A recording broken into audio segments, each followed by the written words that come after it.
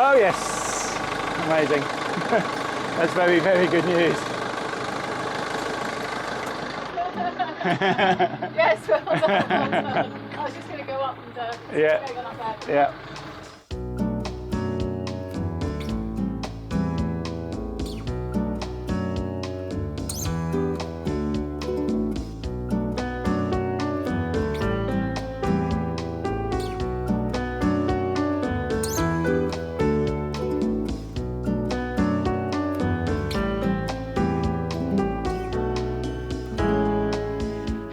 Welcome to Malta. Spoiler alert, we made it. Yes, we're in Malta. We had bad weather, we had mechanical problems, but we're here. I hope you like the film. Coming up, setting out on our 500-mile sail from Montenegro to Malta. Weather conditions, quite a challenge. And sailing into Grand Harbour, breathtaking.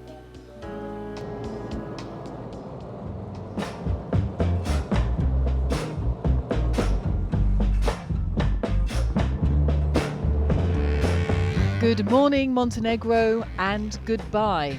It's been a wonderful winter, but now the sea beckons and we have to check out.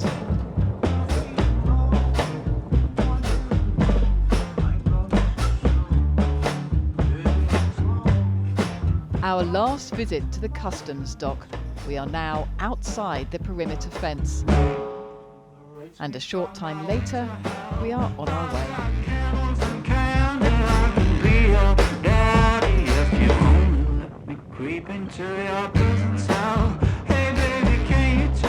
We choose a day with a stiff breeze and we aren't disappointed. Sails up and on to Malta. Just stay true to what's right for you.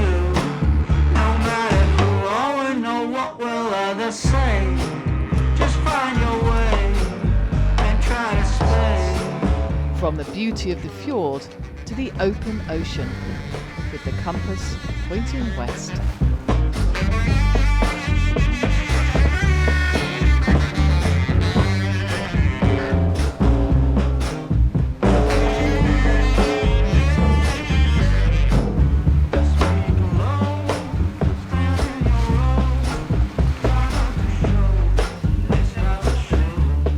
Our plan is to sail from Porto Montenegro to Malta, anchoring on the way if we need to, as weather fronts come through. There's one blast expected in a day or so. Just find your way and try to stay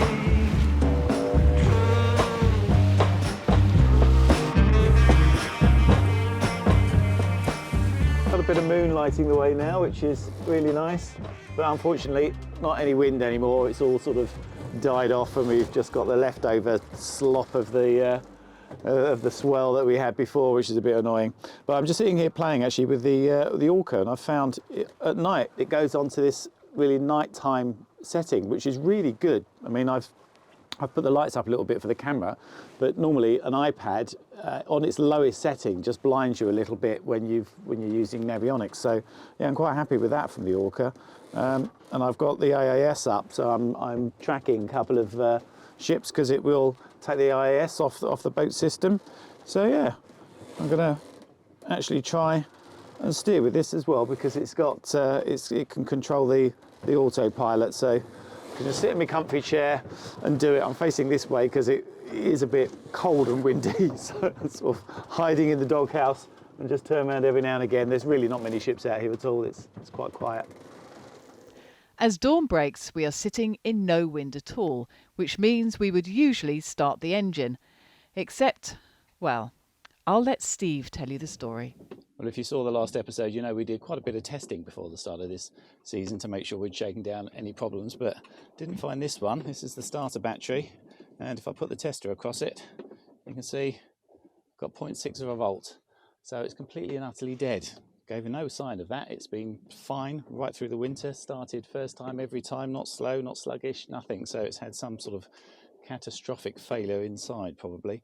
I can join the two batteries, the house bank and the starter battery, together with this. That's the way I've wired it all up. I've just done that and it didn't start it. The house bank's on about 50%, but should have enough to do it. But I think actually while this is in circuit, it's just dragging all the current out of it. So I'll take one side off and then try it again, and hopefully it'll start.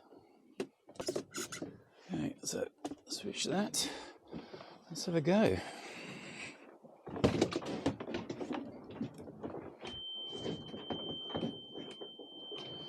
Nope, hasn't done it either. This is not what we need. Don't panic! Don't panic! Right, don't panic, you're all right. We're not panicking yet. And then we get a clue. In the engine room we hear an unexpected whine. The bilge pump is running and it's not switching off. That's weird. That's quite a strange noise. Yeah, I'll just take this off. Yeah, I think it's been going on all night. I think this is what's run down our battery, because this one is connected to the starter battery, the other one's to the main battery, and yeah, and I think we just didn't notice. You get water over the bow and it comes on, and you only really hear it when it stops, when the water then comes back through the pipe.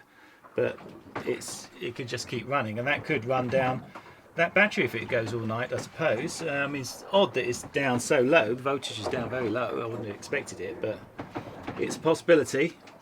So yeah, it might be that if we can get it jump started, we might be able to bring that battery back to life. It might actually charge. So That would be so nice. yeah. Well, let's try and start the engine first. That's the first thing. Let's see if we can. We have a jump starter. We just need to charge it up. Well, whatever happens, we're going to have to go into Italy and not straight to Malta. So I better put the Italian flag up. Wasn't expecting to go back to Italy, and this one's a little bit the worse for wear. Just had to sew it up a little bit. Yeah, we get it up there, and then by then, hopefully, we'll have enough charge in our little starter unit to give that a go.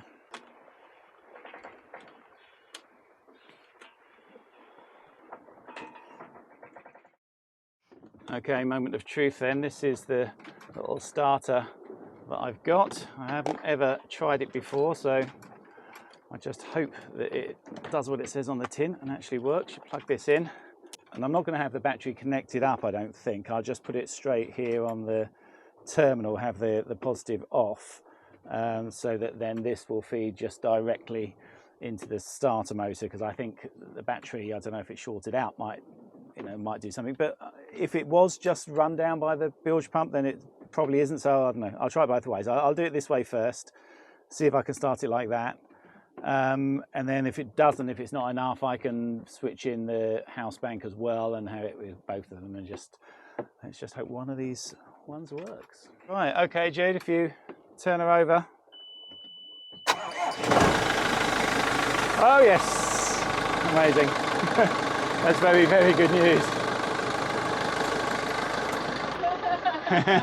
Yes, well done, well done. I was just going to go up and Yeah. go up there. Yeah. Well, I don't mind telling you, I'm pretty relieved that we've got that going okay, because I think if we hadn't, we would have had to have sailed into Otranto, and I don't think we would have got there before dark, so we would have had to have been trying to sail in and anchor under sail in quite a packed anchorage. We would have had to have gone into that little bay, the little harbour that's there, because it's a big wind coming through tomorrow, so we couldn't have just sort of gone along the shoreline. It's going to be pretty nasty out here, which is one of the reasons we thought we would duck in there in the first place. So yeah, very glad that we got it going. We don't have to go through that.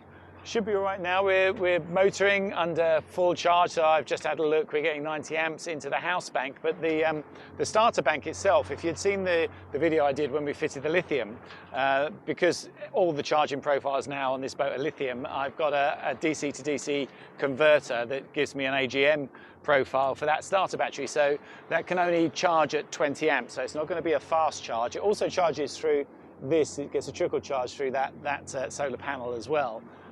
But yes, I'll run it. I'll keep an eye on it. I think once it looks like it's sort of finished bulk, I'll show you the thing that I've got, because it's a Victron unit. So I'll put it up here. This is what you'll see, and let's find it. That one.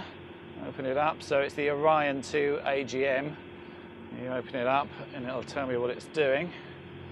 And it says, yeah, it's in bulk charge. It's receiving 14.7 volts. So yeah, it'll do that for a while. Once it's got to bulk, it'll stop, and then I can just disconnect the terminals and put a voltmeter across it and see if it's holding that charge. And hopefully it will be, and the battery will be okay. But I've got faith in that starter now, so that's quite good. Never used it before, so very glad I've got that. When we arrive at the anchorage, it is peaceful enough. Just one other boat and some divers. But we can all see the clouds gathering.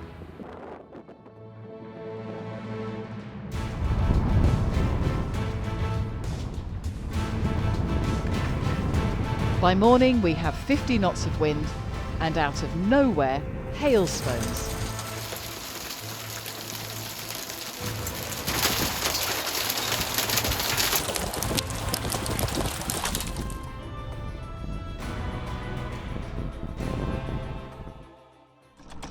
And then it stops.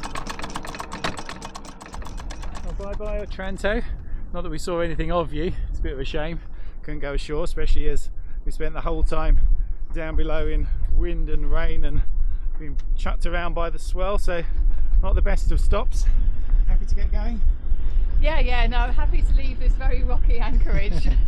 It's just what we find out there, but there is one stop on the way, I think, if we need it. Yeah, we'll see.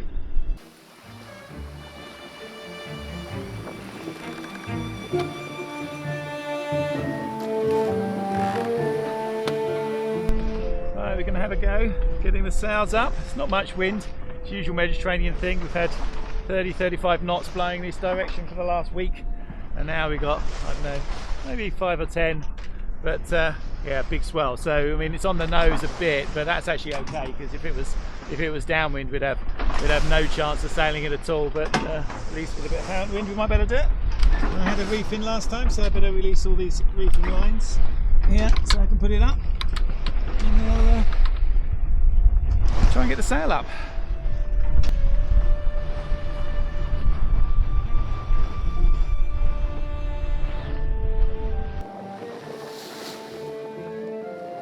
Then the wind picks up and the Italian flag takes another battering.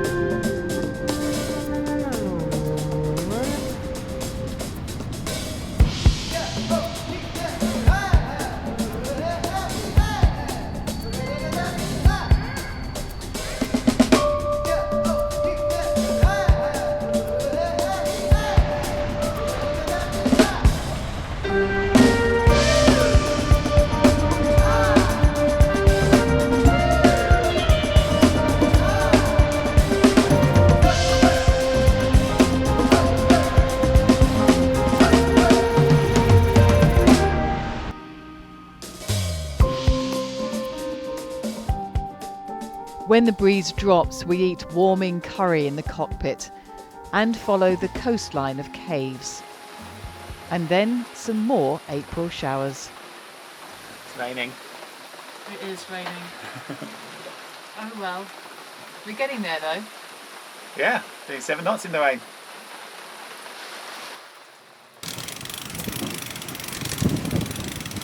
The weather continues to be mixed, which means a lot of sail changes, especially at night for some reason. It's not been the greatest night for sailing so far. I'm sat in the doghouse the wrong way round because it's raining, and if I sit the other way I get a little bit wet. The wind's blowing it in. There's sort of just gusty bits of wind. I've been sailing most of the time. I've had to put the engine on now because it's sort of died right off and it's pitch black. There's no moon out there. You'll be able to see anything back there, but I could see one little light, and I had a little look. I've been playing with the ORCA. Really quite like this. It's a great interface. I like the dark thing that you have for night view. Even on iPad, it's looking really good.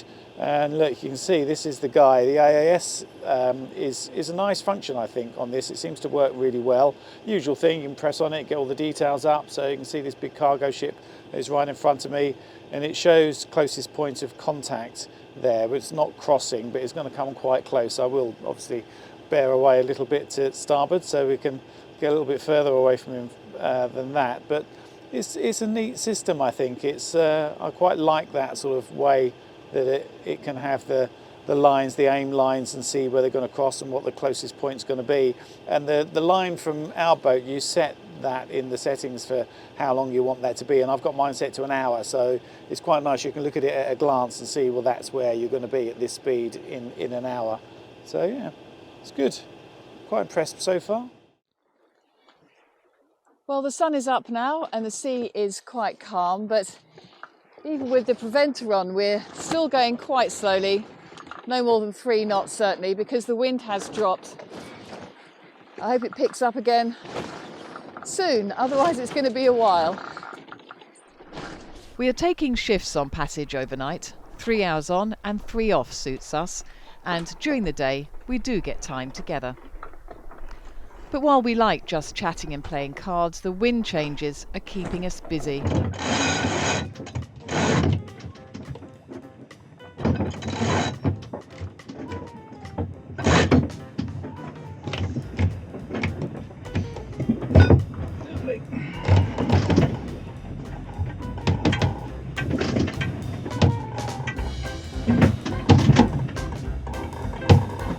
Better?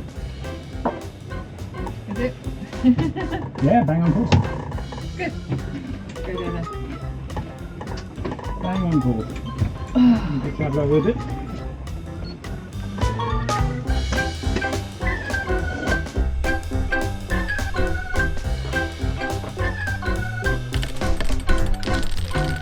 The card game is called Spite and Malice, which is an appropriate name for the weather.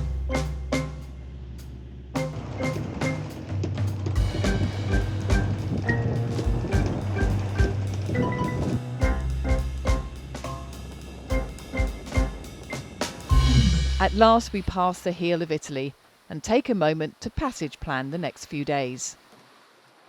Okay, I thought I might just give you a quick look at where we're going. This is where we are. If I zoom out at the moment, I'm looking at the ORCA charts. Still liking these. These are working really well for us. But you can see on there with this route, I put in a route that takes us to Syracuse, because that looks like a good stopover on the way to Malta. It's in Sicily. It's a good anchorage. But it's at the moment with this saying it's going to take us 4 days and 5 hours to get there, and that's because we're doing 2.7, 2.9 knots at the moment. So hopefully we get a bit more speed than that. I mean, we have got the opportunity to drop in. There's a little anchorage we've been to before a couple of years ago in Santa Maria, but it's a bit exposed with the swells coming from the southeast. So you can't get in behind this breakwater there. So yeah, I think that's probably going to be a no-go, and we'll have to keep going. But what I want to show you actually is Predict Wind, because very fortuitously last night I got a little thing through from them saying there's a 2-week free trial of their pro version, which gives you weather routing and all that sort of stuff. So that looks like really good fun. So let me show you a little bit of that. This is the weather model, what I would normally use. So PWG, that's Predict Wind Global, and it's looking, reasonably accurate. I don't think we've got quite as much wind as it says on here, but it's coming from the right direction, southeast. But they're not agreeing at the moment. If I go to PWE, the European version, it's saying we should have virtually no wind at the moment, and what there would be right behind us. So it looks like the Predict Wind Global is the more accurate at the moment. But what I want to show you is the weather routing, because that is now enabled with this version. And I put in the route that we're going to do, so I'll hit the button and it just calculates the route. And what it does is it calculates it for all the different wind models and puts them in different colours. You'll see when it comes up. See there, you've got all these different colours that correspond to, well, if this model's right, that's sort of your best route. When I first put this up, it said it was going to take 8 days, and that's because I hadn't gone in and set things like the boat speed and what speed you motor at and all that sort of stuff. So I've done that now. Probably take a bit of fine tuning to get that right, but it's really interesting. Look, so all these different colours. I think obviously the blue one is best at the moment, PWG. So I'll just hide the other ones and just show the blue one. So that's showing what it says is the best route for us all the way down. You can take the slider and it'll, as you go through, show you what the wind's doing at that point. And it says, if I take it all the way there, this should be a much more accurate thing. It says we will get there 9 o'clock in the morning Wednesday, which makes good sense. That'd be 2 nights at sea, and we get there Wednesday morning. So yeah, I mean, really, really good. I think this is a great little app. I'll definitely have a little more of a play with it.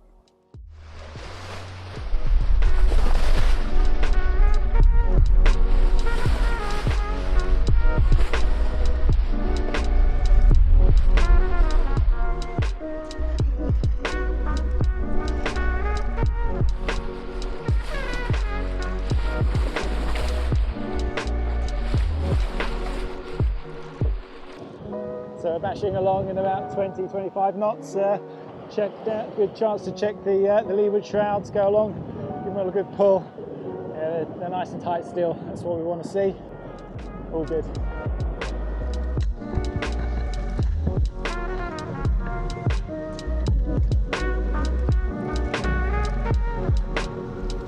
As predicted, we get some good wind, but on the nose, which means a lot of tacking. It also takes more time, so we decide not to stop in Siracusa and push on straight to Malta. It's good to have a plan, but on a boat, plans often change. Steve's putting in a couple of reefs in the main now, and we've got another one in the Yankee as well, because weather being what it is, it's changed again, or the predictions of weather has changed again, and it's looking to be correct, which is that it's getting a bit hairy out here now, but it should die off overnight, but then come up again tomorrow, Thursday. So rather than stop overnight, we're going to sail through the night and get into Malta, we hope, in the early morning, so that we avoid that really heavy weather that's predicted for Malta on Thursday night and Friday. So there we are, finally finishing off. Okay, and that's now the plan. I hope that works and we avoid, well, it's got some red in it, so it's going to be a bit stormy, I think, so I hope we can avoid that. That's the plan. And then up ahead, we see the front coming through.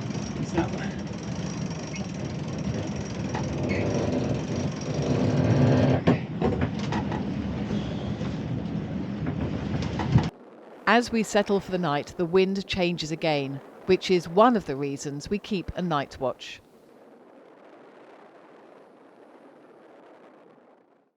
Well, it's our third night at sea and it's not raining, and in fact I'm quite cosy in here, quite happy. And I'll be looking at the map and we're heading straight for Malta.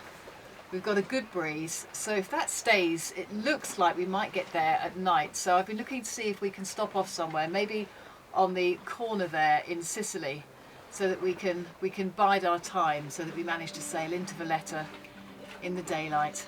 Looking forward to that. And all the planning does pay off, because we sail into Valletta as the sun rises. We didn't need to stop, as it turns out, because the wind dropped so much in the night that we just kept going. And this is the reward. A moment from the bucket list. Valletta Grand Harbour, a truly spectacular sight.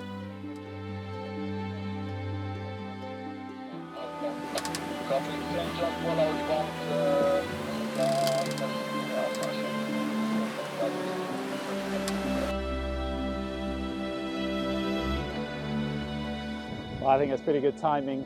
Sun's just about to come up. Storm's just building. It's blowing 20 odd knots now, but it's going to be blowing 35 later. So yeah, good to get in now.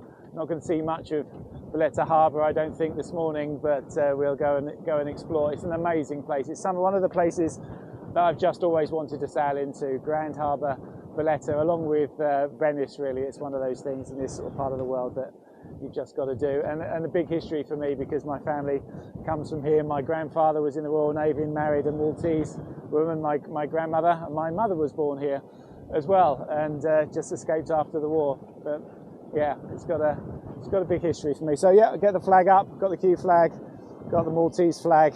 They've got the Cross of St George on the Maltese flag. They were awarded that during the Second World War for just the efforts that everyone went to here. It's the highest honour for gallantry for civilians anyway. I think it's a Victoria Cross for the military. But yeah, amazing. I'll enjoy putting this flag up, I think.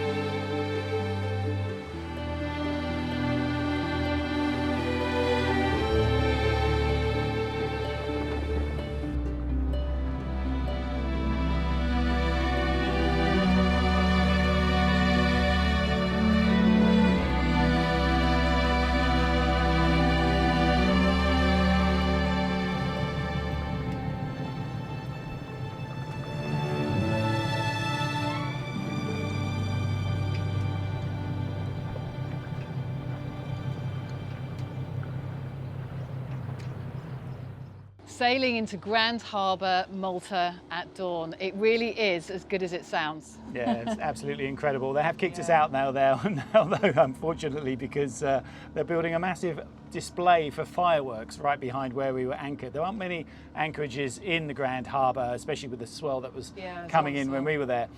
So yeah, we've had to come out, and we're now in Marshallock. Marshallock. Absolutely, very easy to pronounce. And it's a beautiful fishing village with the best fish known to man. So tonight we're going to go along to one of those restaurants we haven't been in yet to have a fish dinner. Yeah, lots of fishing boats around here, very colourful. Yeah. We're really looking forward to going around and filming in Malta. There's so much to film here, you know, inland as well as in the coast. So we'll go around a bit. We've got my sister who lives here as well.